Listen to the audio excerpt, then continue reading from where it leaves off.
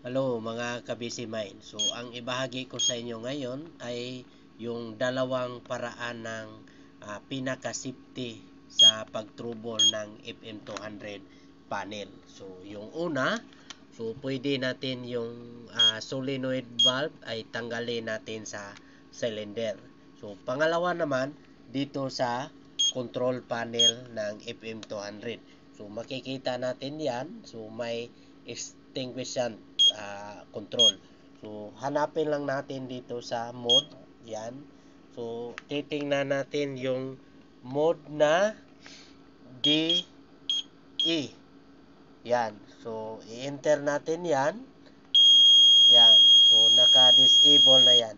So kahit anong gawin natin sa uh, cylinder or solenoid valve, hindi na yan mag-trigger kasi naka-disable na yan. So kapag nagkamali tayo dito sa pag-trouble ng FM200 na operation na dati, so posibleng maaksidente tayo kasi may malfunction sa panel, automatic mag-release ng gas suppression ng ating cylinder. So yan ang tandaan natin, yung dalawang tips na pinaka-safety sa pag-troubleshooting ng fire alarm panel.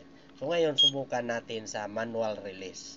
Kapag hindi ito nag-counting, so ibig sabihin hindi mag-trigger yung solenoid valve, hindi mag-release. So press natin. So yan.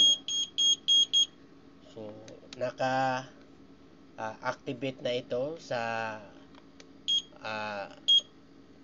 gas cylinder, pero walang supply na maibigay dito sa extinguisher kasi hindi nag-counting yung seconds. So ang seconds nito ay nasa 30 seconds. Pagkatapos niyan ay automatic mag-release ng gas suppression ang ating system. So ngayon walang counting dito kasi naka-disable yung extinguisher. So ganyan ang gagawin natin kapag mag-troubleshooting tayo ng FM200 na operational.